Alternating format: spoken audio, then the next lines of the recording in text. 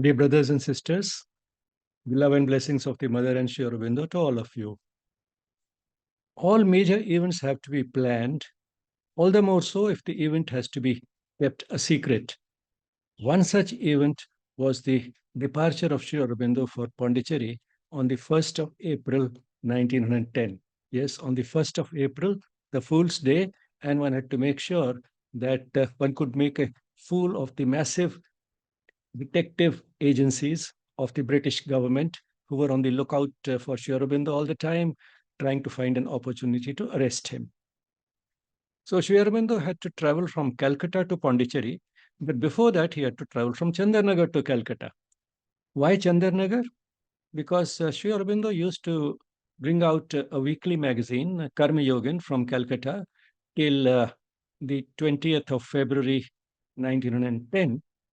On the 20th of February 1910, he learned from reliable sources that he was going to be arrested.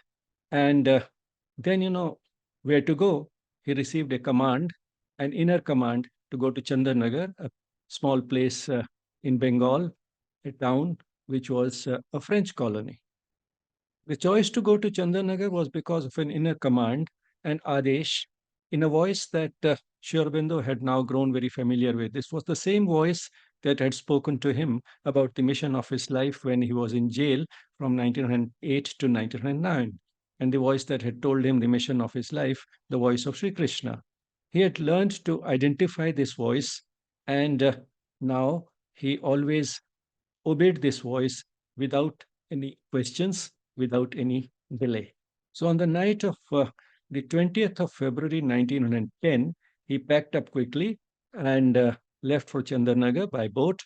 And he was in Chandarnagar in the early hours of 21st of February 1910. He spent about 40 days there. Those are not easy days because to keep his whereabouts a secret, he would not stay at the same place for more than 2 or 3 days.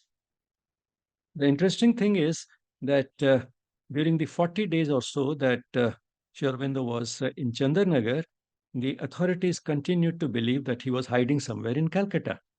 And that's because the detective agencies, the intelligence agencies of the government were keeping an eye on all his movements in Calcutta. But during those during that period when he left for Chandarnagar, it seems they had gone to sleep. Something like the way the guards all went to sleep when Sri Krishna had to be taken from Mathura to Vrindavan. So the intelligence agencies here also seem to have gone to sleep, and it's when they could not trace him for a few days that they realized that unless they report his disappearance, they would be guilty of not doing their duty well. So they reported the disappearance only a few days after he had actually left uh, Calcutta for Chandarnagar. But then they continued to believe that he was hiding somewhere in Calcutta because Karma Yogin continued to be published even after he had left till the 2nd of April 1910, when he was in fact on the ship to Pondicherry. And that happened because of perhaps two reasons. Firstly, Sri Aurobindo had written some material in advance which could be used to publish the weekly, the Karma Yogin. And also, Sri Aurobindo had put in a word to Sister Nivedita, the British disciple of Swami Vivekananda, who was not only a deeply spiritual lady, she was also deeply involved in supporting India's freedom struggle. So he had talked to her to continue publishing the Karma Yogan in his absence, and she had agreed. So it seems that this combination not only kept Karma Yogan going, but the style of writing in that was such that the British could not make out that Sri Aurobindo has actually disappeared from Calcutta. Because those were the days when one could not imagine as being outside Calcutta and still the magazine being published from Calcutta. And therefore, they remained under this impression. And since he was not in Calcutta, naturally, they couldn't find him. After Sri Aurobindo had spent about 40 days in Chandarnagar, came yet another command: go to Pondicherry. And this command was once again an inner command, an Adesh, in the same voice the voice of Sri Krishna, which Sri Aurobindo had now learned to listen to identify, and he obeyed it without asking any questions, without any delay. And therefore, the decision was taken to go to Pondicherry. And this is the event that had to be planned well. And all the plans were in place within a few days. So, two tickets were bought for the trip from Calcutta to Pondicherry, one for Sri Aurobindo and one for Vijay Nag, who was going to accompany him. And of course, the names of the passengers given were Jyotindranath Mitra for Sri Aurobindo and Bankim Chandra Bhaumik for Vijay Nag. Sri Aurobindo's books and some of his clothes were collected from 7 College Square, the house of Sri Aurobindo's maternal uncle, where all these things were lying, and packed up for the trip and kept in the homes of one of the disciples who was going to help execute the plan. The ship had to leave in the early hours of the morning of the 1st of April 1910, but the entry to the ship was to be closed after 11 p.m. on the 31st of March. So the plan made was that Sri Aurobindo would leave Chandarnagar in the early hours of the morning of the 31st of March. And he would travel not straight from Chandarnagar to Calcutta, but break the journey at two places, Agartala and Uttarpada. So, for all these places, the boat would be different and the escort would be different. So, he would travel from Chandarnagar to Agartala and then from Agartala to Uttarpada and from Uttarpada to Calcutta. And on each of these, the escort would be different and he would be met by another person with another boat who would escort him to the next station. The plan worked well till Uttarpada, but then when he traveled from Agartala to Uttarpada, the person who was to meet him at Uttarpada could not be located. And you can say that the person who was to receive him at Uttarpada could not locate Sri Aurobindo arriving there.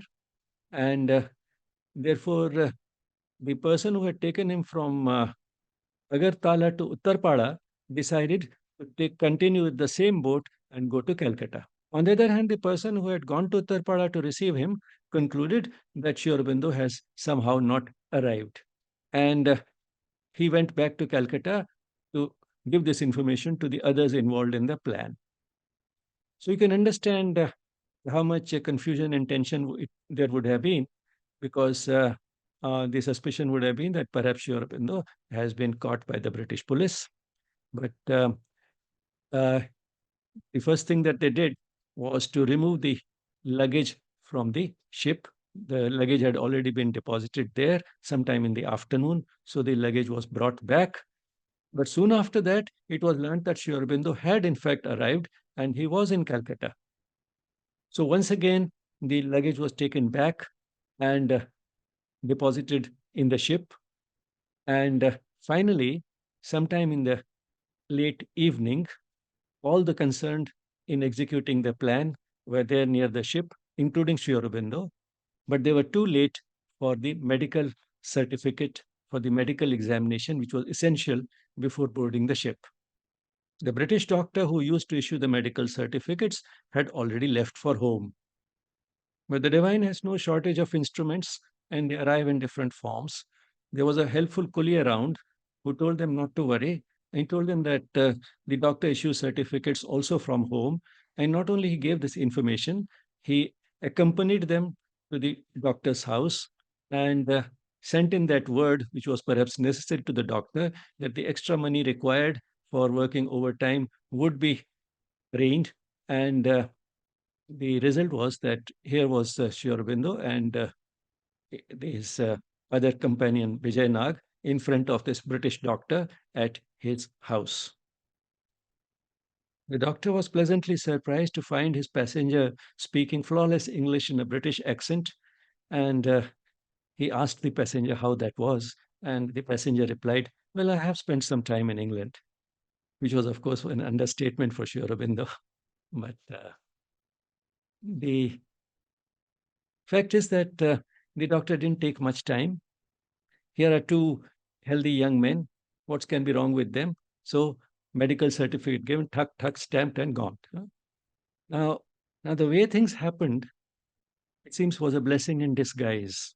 Sri Aurobindo's whereabouts had remained unknown for more than a month, and it's quite unlikely that this British doctor didn't know about it.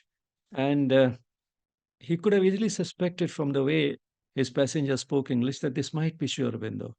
But perhaps the reason why he stamped the certificate so quickly and apparently casually was perhaps because he was in a hurry.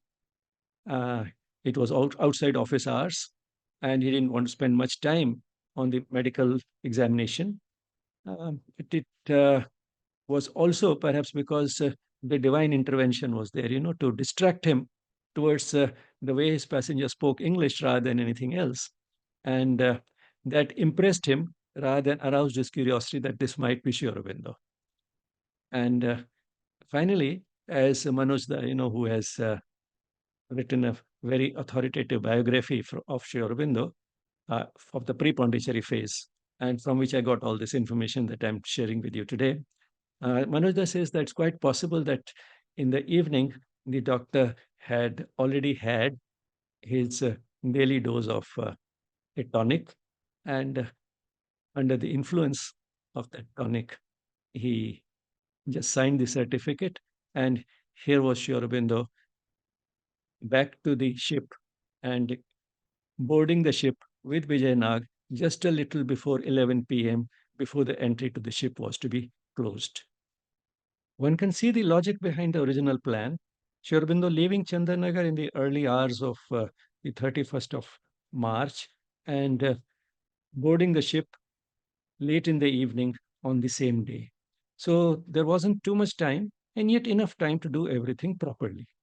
But then, still, in spite of that, things had to be done in a great hurry late in the evening. Now one can see the higher wisdom more than this logic at work here. Had the original plan worked, Sri Aurobindo would have mixed with a very large number of passengers, and some passenger or the British doctor might have identified him. But the way things actually happened was that these two very special passengers were alone with the doctor, and they boarded the ship alone just about the time when the ship was about to depart. One can easily see the unseen hand of the divine that tweaked the human plan, and that's how the massive intelligence machinery of the government could be hoodwinked, and Sri Aurobindo could board the ship to Pondicherry. Sri Aurobindo reached Pondicherry on the 4th of April 1910 and stayed there without a break for more than 40 years. Thank you.